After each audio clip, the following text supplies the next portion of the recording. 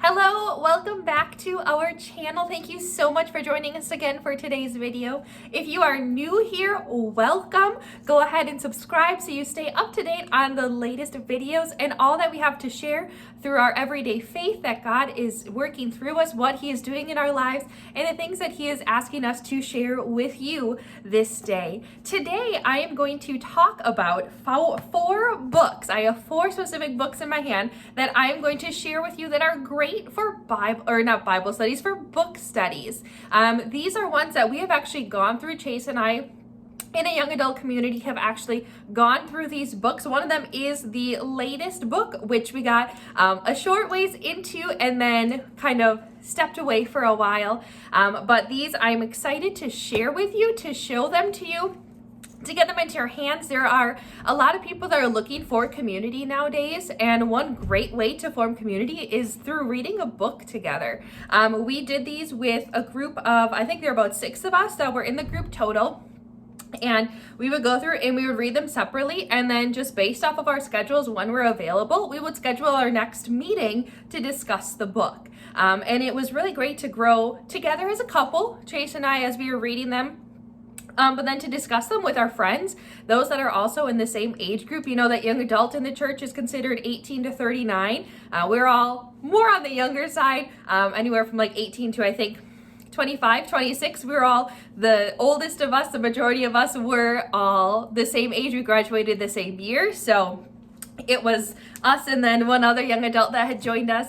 And so we are excited to share these with you today. I know that if Chase were here, he would definitely vouch for these books himself, because as we were going through our bookshelf and we were picking out books that we were ready to donate to St. Vincent, these were ones that we definitely wanted to keep because they helped our lives. They definitely helped transform us and just kind of help us to grow as an individual through these books. So the first one I'm going to start with is actually the first book that is from a Catholic press. It's an Ignatius press.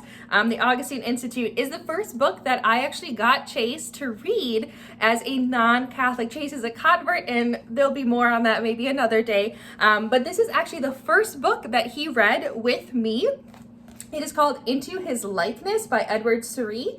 And this one really just talks about what does it look like to follow Jesus? What does it look like to follow Him and to follow in His steps as a disciple of the Lord, to be transformed as a disciple of Christ? And it goes through quite a few different areas. We have the introduction talks about, do you love me? Then part 1, be my disciple, follow me, total commitment, in the dust of the rabbi, the struggle, not perfect, but chosen. Then the second part goes into the encounter, meeting God in the valley, drunk with love, forgiven, and real healing and real change. Part 3 is transformed by fire, the battle of your mind, Christian friendship, amazing signs and amazing grace, and the privacy of interior life. It goes through, each chapter is actually rather easy to read. They're not long by any means, but I guess long might be different for every person. But the book in itself is about 150 pages. Yep, 142, and then it gives you a conclusion after that. It is a great read. It is beautiful for anyone that is trying to learn more about the faith. Not even the Catholic faith specifically, but that's where we belong. We are Catholic. Because Chase even read it as a Christian, but not as a Catholic, as he was kind of discerning that process. And so it's a great read for anyone that just wants to learn how to be a better disciple, how to better follow in Jesus' steps as we live out our life here on earth. The second book I have is one that we did. This was the first one of our book study that we had done. One of our group members had this book and we just needed a book to start with, so we chose this one. And this is where our book study kind of took off from. So this one is called Catching Fire, Becoming Flame, A Guide for Spiritual Transformation by Albert Haase. He is a priest, and this one really talks about prayer and spirituality. Like, if you are smoldering and you want to catch fire and become God's flame, this gives you ways to embrace that, to kind of become better in those areas in your life. It's broken up into 3 sections as well. Well, actually, I shouldn't say just 3. There's more than 3 sections, but it really focuses on the catching fire, kind of getting the fire started and helping you to want to be more, to do better and things like that. And then how to become a flame, how to keep that flame ignited and how to live that out in your life. So it talks about this spark from God, an introduction into the spiritual life. So even if you have no idea what the spiritual life is about, it gives you an introduction into it and the process that can kind of come through that transformation. Kindling is basic spiritual concepts. Does your God love you? The principles of prayer, attitude of gratitude. Then he goes into catching fire. These are the methods of prayer. And he gives you so many. He gives you the examine, meditation and contemplation, lectio divina, imaginative prayer, wondering with creation, praying the stations of the cross, and the Lord's Prayer anew. So he gives you so many things that some of us may already do and may be familiar with, or they are completely new and you've never done them before. Different ways to pray.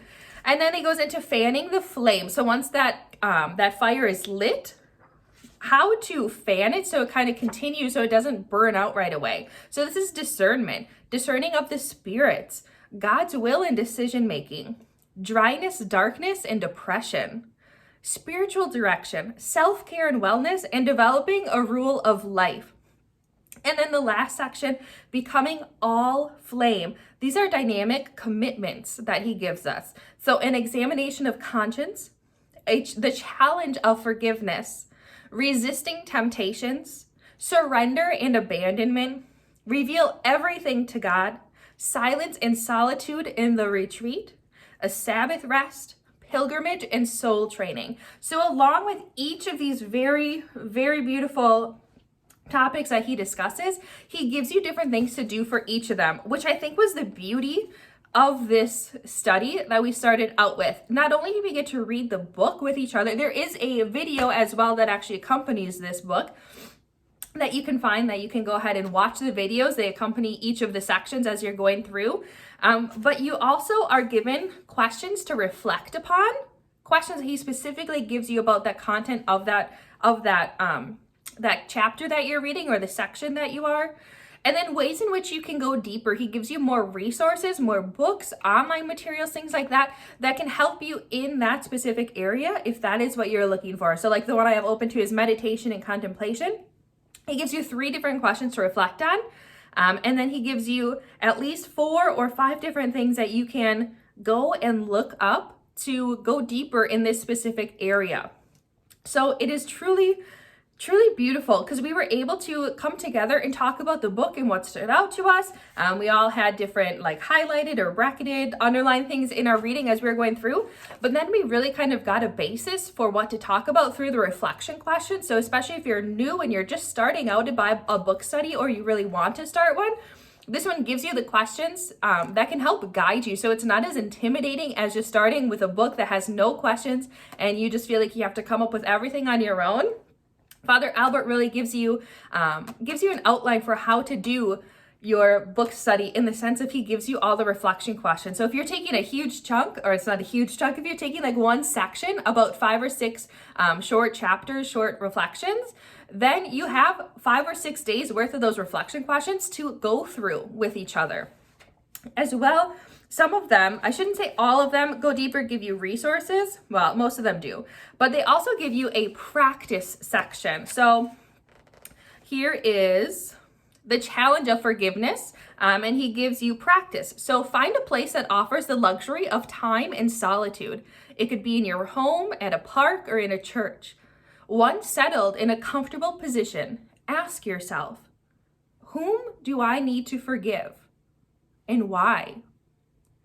Once you have identified a person, begin the decision to forgive by walking through the steps. And then he goes through the steps with you. So he also gives you ways to practice what you're reading in your daily life. Some of these were so great. At the end, they definitely got a little bit larger in the sense of when it says like the becoming all flame, pilgrimage, soul training, retreats, things like that. They're beautiful things, but they're not necessarily something that if you're meeting every month or every week that you can attain before then. So if you One of them is going on a silent retreat. And it's like, okay, like that's great. That's in my future maybe, but I can't do that before next month's meeting or next week's meeting. So also identifying like these are fantastic things to do and to keep in mind, and make sure you keep the book handy so you can go back and remember them, but also realize, okay, this is not something that I can do necessarily before the next week's meeting. And to keep on your radar to maybe jot a list somewhere else that you see that you are able to remember those things as you go along. So this one, honestly, was a fantastic book to start out on. If you are looking for a book to start a Bible, or not a Bible study, to start a book study with, this is definitely one that I recommend. Like I said, it has short chapters that are fit into one section. You could do like each section once a month.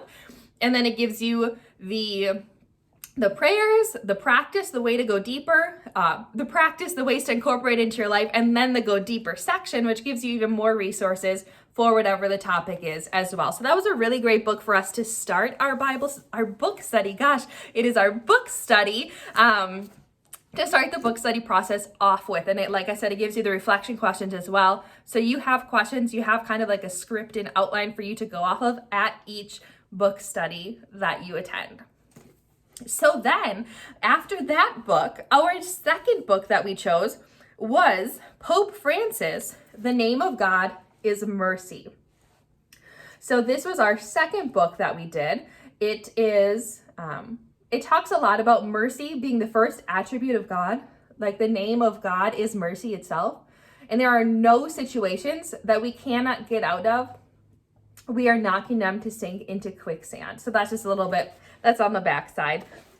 This book, the only way we could order it, I don't even think anyone had the book, but we found the book. Once we got finished with the first one, we were like, okay, what's our next one going to be? We want to keep doing this. And so somewhere along the way, we came across this book, but the only way to get it was in large print. So I'm just going to show you our large print book. It's a tiny book. It's not even the same size as Catching Fire, Becoming a Flame. It's like a little bit smaller book, but the print is huge, which wasn't terrible. It made it easy to read, but it was just so large, you know? You think you don't necessarily need that until you get a little older, but we got to experience it as young adults, so that's okay.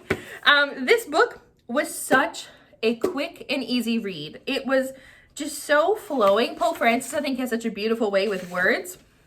This was actually his conversation with Andrea Tornielli. I'm not quite sure how to say that, the Italian name, but it was translated from Italian into English.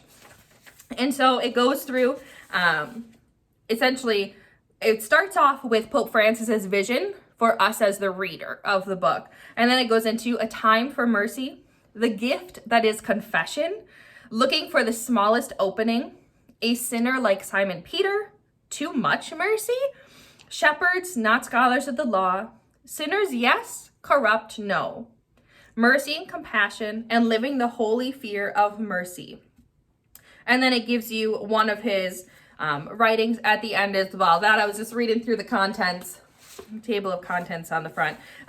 It is such an easy read, and it gives you what the question is that the reader or that the interviewer had asked, and then it gives you Pope Francis's response. And he just has such a way with words that makes it relatable and easy to understand, but also helps you to think further than what you already knew. Unfortunately, I pulled Chase's book. We had 2 copies of it. I didn't pull my book, but there are a lot of different just points that stood out throughout the book. There's a lot more underlining and highlighting in my book, but this is not my book. And so it was just a beautiful read. Again, super easy, especially in large font. You can flip pages in seconds. So it is definitely one that we recommend. Again, that is The Name of God is Mercy, Pope Francis. That is our third recommendation. And then the last one is the one that we are actually kind of stopped more so at the beginning than the middle. I can't say we're even at the middle of it. We're only on the second section. Is called God's Voice Within. This one is also written by a priest, Mark E. Thibodeaux. Again, not sure if I'm pronouncing that last name correctly. But this one is helping to discern God's will by developing our spiritual intuition. So learning how to discern between the good and the evil spirits that are always fighting within ourselves as we make decisions. So this one, again, is super...